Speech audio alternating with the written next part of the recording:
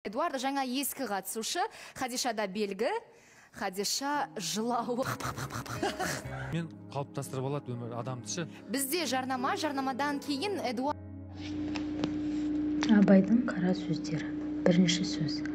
Бұл жасқа келгенше жақсы өткіздік пе, жаман өткіздік пе, әйтеуір бір талай өмірімізді өткіздік.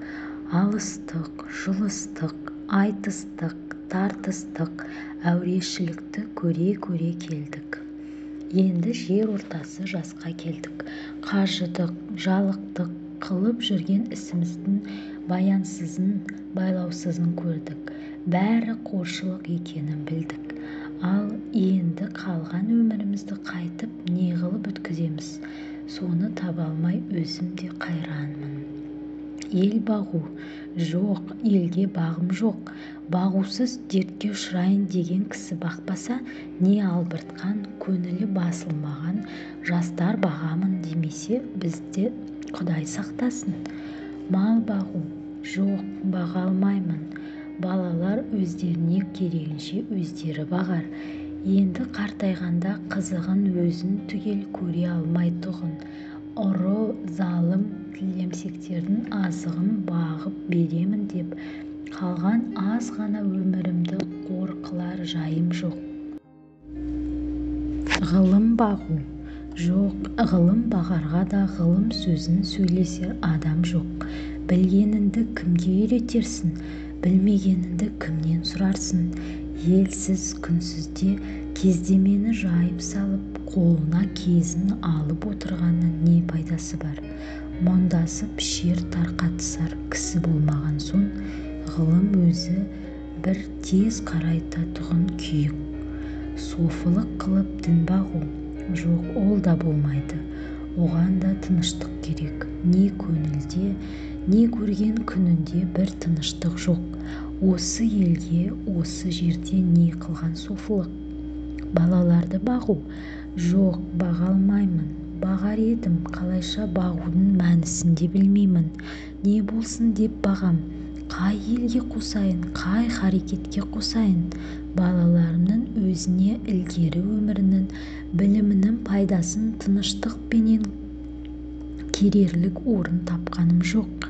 Қайда бар, не қыл дерімді біле алмай отырмын. Не бол деп бағам, оны да ермек қыла алмадым. Ақыры ойладым. Осы ойыма келген нәрселерді қағазға жаза берейін. Ақ қағазбен қара сияны ермек қылайын. Кім ішінен керекті сөз тапса, жазып алсын, я оқысын. Керегі жоқ десе, өз сөзім өзімдікі дедім де, ақыры осыған байладым. Енді мұнан басқа ешбір жұмысым жоқ. 1890 жылы. Абай атамыз бірінші қара сөзінде не жазған, не туралы жазған?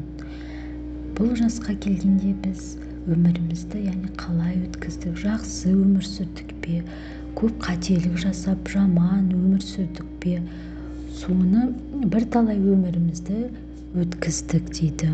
Осы жасқа келгенше біз алыстық, жұлыстық, айтыстық, біреулермен тартыстық, соғыстық, әйтеуір алысып, жарысып, әурешілікпен күн көріп келдік. Енді орта жасқа келгенде шаршадық, біз жалықтық бәрінен. Жасап жүрген жұмысымыздың қызығы жоқ екенін, пайдасы жоқ екенін, бәрі қошлық екенін түсіндік.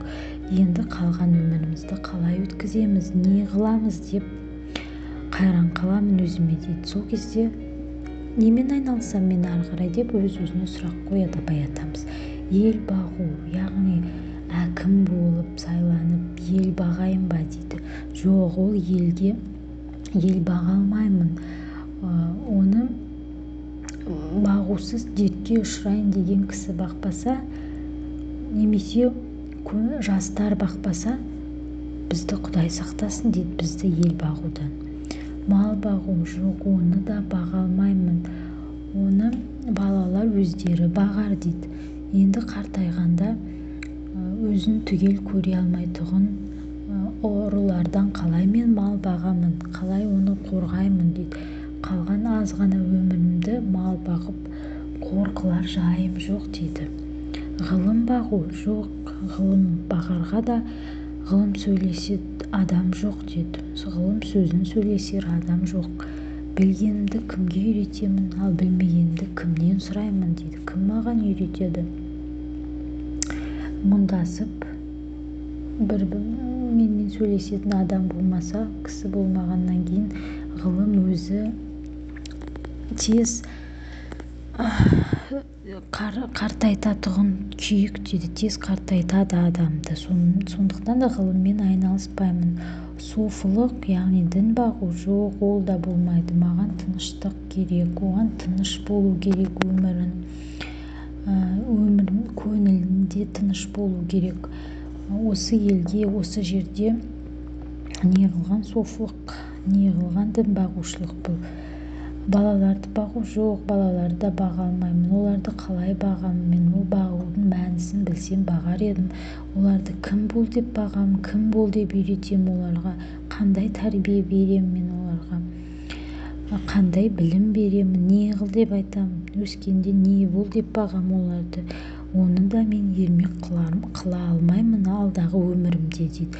Ең соңында мен ойлап жаңағы ақ қағазбен қара сияны ермек қылайын дедім. Ол дегеніміз осы қара сөздерді, өзімнің білгенімді қағаз бетіне түсірейін, соны кітап қылып жазайын дейді.